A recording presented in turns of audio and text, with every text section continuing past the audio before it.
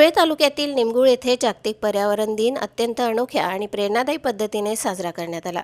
येथे केवळ वृक्षारोपणच नव्हे तर मागील वर्षी लावलेल्या झाडांचा वाढदिवस साजरा करून पर्यावरण संरक्षणाचा संदेश देण्यात आला। दरवर्षीप्रमाणे यंदाही निमगुळ गावातील निसर्गप्रेमींनी मोठ्या उत्साहात वृक्षारोपण केले। मात्र यावर्षी विशेष म्हणजे मागील वर्षी लावलेल्या काही झाडांचा पहिला वाढदिवस साजरा करण्यात आला। या उपक्रमातून झाडांशी नाते जोडत त्यांचे जतन व संवर्धन करण्याचा सुंदर संदेश ग्रामस्थांनी दिला। वृक्षाभोवती रांगोळी काढून सजावट करण्यात आली। त्यानंतर झाडांची पूजा करण्यात आली। झाडांना पाणी देऊन सेंद्रिय खत टाकण्यात आले। पारंपरिक केकऐवजी आंबे कापून वाढदिवस साजरा करण्यात आला, ज्यामुळे पर्यावरणपूरक संदेश अधिक ठळकपणे पोहोचला। कार्यक्रमात उपस्थित ग्रामस्थांनी पर्यावरण संरक्षणाचा सामूहिक संकल्प केला।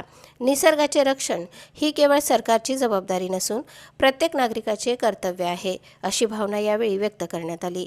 निमगुळ येथील शेतकरी व निसर्गप्रेमींनी वृक्ष संवर्धनाची ही परंपरा पुढे नेण्याचा निर्धार केला असून लावलेल्या झाडांचे नियमित संगोपन करून त्यांना जगवण्यावर भर दिला जात आहे। या कार्यक्रमास देवीदास सोनवणे, शांताराम सूर्यवंशी, भास्कर पाटील, दत्तात्रय मोरे, भरत नागोडे, दिलीप क्युसरा, अजय मराठे, टीके पाटील, रघुनाथ मराठे, बबलू आणि भैया चित्ते, दिनेश मराठे यांसह अनेक निसर्गप्रेमी उपस्थित होते।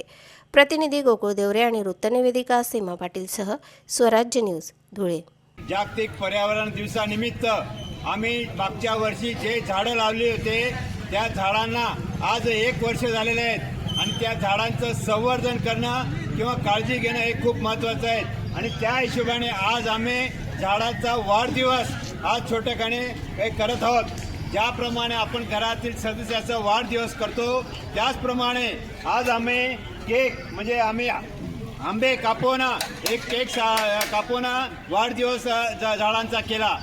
पर्यावरणाचा ऱ्हास आपल्या शेतकरी लोकांना मोठ्या प्रमाणात भोगा लागत आहेत। मोठ्या प्रमाणात तापमान वाढ झालेली आहे, मोठ्या प्रमाणात प्रदूषण वाढलेले आहेत आणि वेळी अवेळी पाऊस येत असतो आणि त्याचे दुष्परिणाम शेतकरी लोकांना भोगायला असतात।